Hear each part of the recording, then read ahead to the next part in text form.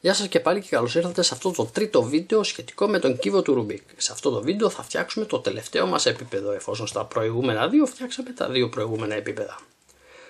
Για να φτιάξω αυτό το επίπεδο και πάλι θα χρειαστεί πρώτα να φτιάξω το σταυρό. Αλλά αρχικά δεν μας ενδιαφέρει να μπουν τα σωστά σημεία όπως κάναμε, τα σωστά κομμάτια στο σωστό σημείο όπως κάναμε στο πρώτο μας βιντεάκι, στο σταυρό του άσπρου. Απλά μας ενδιαφέρει να φτιαχτεί ο σταυρός. Πάμε να δούμε τώρα ποιες είναι οι περιπτώσεις. Επειδή έχουμε φτιάξει πλέον αυτά εδώ, δεν έχουμε πολύ μεγάλη ελευθερία να κατεβάζουμε, να ανεβάζουμε, να κάνουμε. Πρέπει να κάνουμε κάποιους συγκεκριμένους αλγορίθμους. Και αυτοί εξαρτώνται από το πώς βρίσκουμε εδώ πάνω το κομμάτι που βρίσκουμε. Πάμε να δούμε λοιπόν κάποιους άλλους δύο κύβους να καταλάβετε τι εννοώ. Να λοιπόν και οι άλλοι δύο οι κύβοι που έχω, οι περιπτώσεις που έχουμε είναι οι εξής. Μία περίπτωση. Βλέπουμε μπροστά μας μόνο κίτρινο, δεν έχουμε κανένα από το σταυρό. Μας ενδιαφέρει μόνο τα κομμάτια του σταυρού. Μία περίπτωση είναι αυτή. Δεύτερη περίπτωση είναι έχουμε φυσικά το κέντρο και έχω δύο γωνία κάνουν. Είτε το δείτε έτσι, είτε έτσι, είτε έτσι, είτε έτσι, δεν έχει σημασία. Το αφήνω έτσι γιατί υπάρχει λόγος. Πάνω αριστερή γωνία βλέπουμε. Είτε γραμμή κάθετη ή οριζόντια. Κάθετη ή οριζόντια τέλος πάντων. Αυτές είναι οι περιπτώσεις. Ανάλογα με το ποια περίπτωση βρισκόμαστε θα πρέπει να κάνουμε την κατάλληλη κίνηση. Και ποια είναι αυτή θα τη δείτε αμέσως. Εγώ αυτή τη στιγμή έχω αυτόν τον κύβο, σε αυτόν δουλεύω, τους παίρνω τους άλλους στην άκρη. Θα τον κάνω έτσι ώστε να μην έχει κανένα φτιαγμένο, μου επιτρέπετε λιγάκι. Για να είμαστε έτσι, όπου δεν έχω κανένα κομμάτι. Και αυτή είναι η πιο αργή κίνηση, δηλαδή θα χρειαστεί να κάνουμε περισσότερες φορές τον ίδιο αλγόριθμο. Και αυτός λέει το εξής. Πιάνω τον κύβο και εφόσον δεν είναι φτιαγμένος καμία ούτε γωνία ούτε κάθετο, οριζόντιο ή κάθετο, από πού για το πιάσω δεν έχει σημασία. Το πιάνω εγώ από εδώ. Και λέω, ο αλγόριθμος λέει το εξής. Πιάνω τον μπροστά, το στριφογυρίζω, το βιδώνω. Ένα βίδωμα. Δεξιά, βιδώνω. Δεύτερο βίδωμα. Πάνω, βιδώνω. Τελείωσε η πρώτη μας κίνηση. Η δεύτερη κίνηση είναι το δεξιά, το ξεβιδώνω. Το πάνω τώρα, το ξεβιδώνω. Και το μπροστά το ξαναξεβιδώνω. Τι κατάφερα έτσι? Από εκεί που δεν είχα κανένα στο σταυρό, έβαλα δύο και τα έκανα γωνία. Τα παίρνω τώρα αυτά, τα στριφογυρνάω και τα ανεβάζω στην επάνω δεξιά γωνία. Και ξανακάνω ακριβώς τον ίδιο αλγόριθμο. Δηλαδή, το μπροστά. Το μπροστά. Το βιδώνω. Δεξιά, βιδώνω. Το πάνω, βιδώνω. Δεξιά τώρα, ξεβιδώνω. Πάνω, ξεβιδώνω. Μπροστά, ξεβιδώνω. Τι κατάφερα? Από τη γωνία έκανα τη γραμμή. Τώρα τη γραμμή τη βάζω έτσι και όχι κάθετα, οριζόντια, και ξαναεκτελώ για τελευταία φορά τον ίδιο αλγόριθμο. Δηλαδή πάμε και πάλι. Μπροστά, βιδώνω. Δεξιά, βιδώνω. Πάνω, βιδώνω. Δεξιά, ξεβιδώνω. Πάνω, ξεβιδώνω. Μπροστά, ξεβιδώνω. Φτιάχτηκε λοιπόν ο σταυρός μας, παρόλο που εδώ βλέπω ότι είναι το μπλε σωστό, εδώ λάθος. Εδώ λάθος και εδώ λάθος. Τι κάνω σε αυτή την περίπτωση? Μου αρέσει που είναι μόνο το ένα σωστό. Αν ήταν και τα 4 σωστά δεν το συζητάμε, πάμε στο επόμενο βήμα. Αλλά εμείς θέλουμε τώρα αυτή τη στιγμή να τα φτιάξουμε και τα 4 σωστά. Η περίπτωση λοιπόν όπου έχω ένα σωστό είναι από τις ιδανικές περιπτώσεις. Γιατί? Πάρα πολύ απλά. Το βάζω αυτό το σωστό μπροστά μου και εκτελώ έναν συγκεκριμένο καινούργιο αλγόριθμο. Στη δεξιά πλευρά κάνω το εξής. Ανεβαίνω, φεύγω. Κατεβαίνω, ξαναφεύγω. Ξανανεβαίνω, δίπλο φεύγω, 2 φορές δηλαδή φεύγω. Κατεβαίνω. Έμεινε αυτό εδώ, πάμε να δούμε πλάγια. Δεν έγινε, δεν πειράζει, ούτε έγινε. Και τον εκτελούμε ακόμα μια φορά. Και πάλι από δεξιά λέμε ανεβαίνω, φεύγω. Κατεβαίνω, φεύγω. Ανεβαίνω, δίπλο φεύγω, 1 και 1, 2. Κατεβαίνω και να το μπλε, συγγνώμη. Να το κόκκινο, να το πράσινο, να και το πορτοκαλί. Όλα πλέον είναι σωστά. Πάμε τώρα στο επόμενο βήμα. Το επόμενο βήμα λέει ότι πρέπει να φτιάξουμε αυτές εδώ τις γωνίες.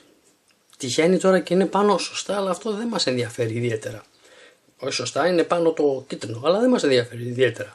Αυτό που μας ενδιαφέρει είναι να είναι στο σωστό σημείο το σωστό κομμάτι. Εδώ δηλαδή θα πρέπει να ήταν πορτοκαλί, ωραία, μπλε, όχι πράσινο.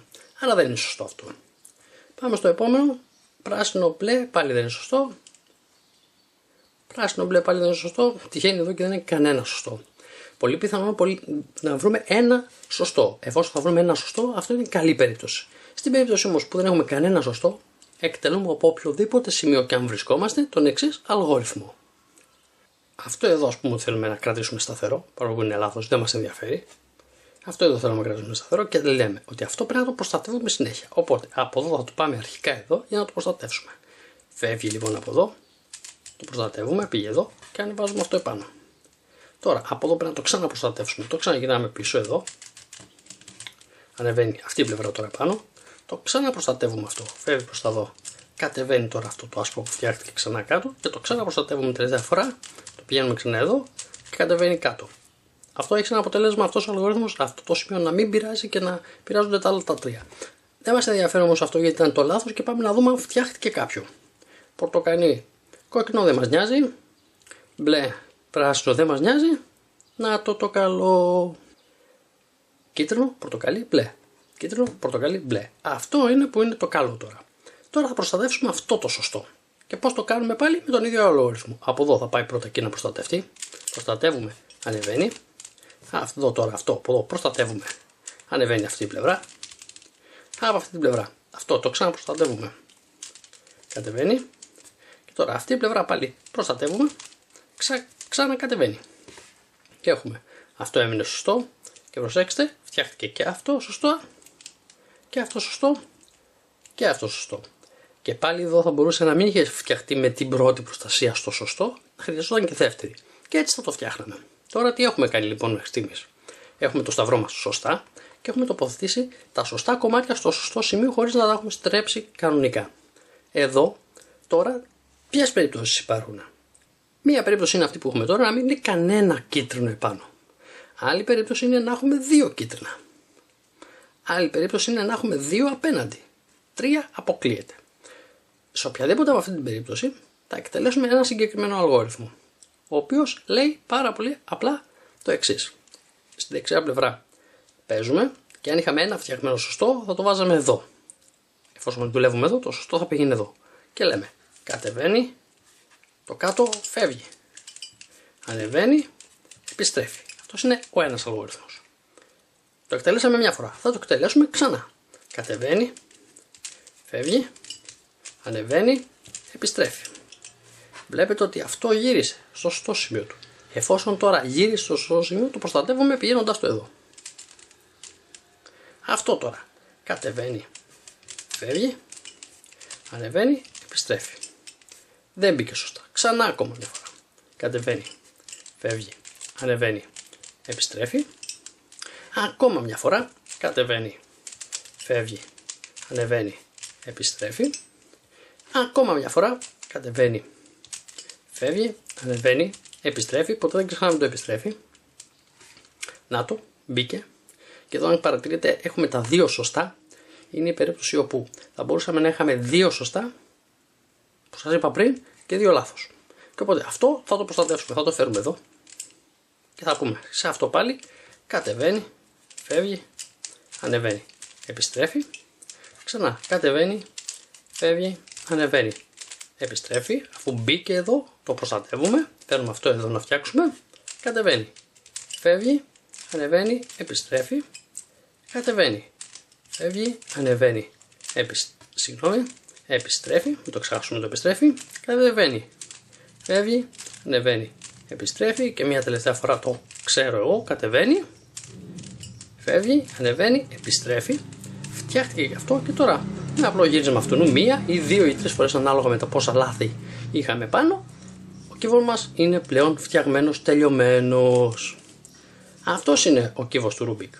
Έτσι φτιάχνεται με αυτές εδώ πέρα τις απλές κινήσεις. Οποιοςδήποτε μπορεί να φτιάξει τον κύβο του Rubik. Για οποιοδήποτε πρόβλημα συναντήσετε στη λύση του κύβου του Rubik, στείλτε μας τα σχόλιά σας από κάτω και μην ξεχάσετε να κάνετε εγγραφή στο κανάλι μας για να βλέπετε τα καινούργια βίντεο που βγάζουμε κάθε εβδομάδα. Μέχρι λοιπόν τότε, καλή συνέχεια.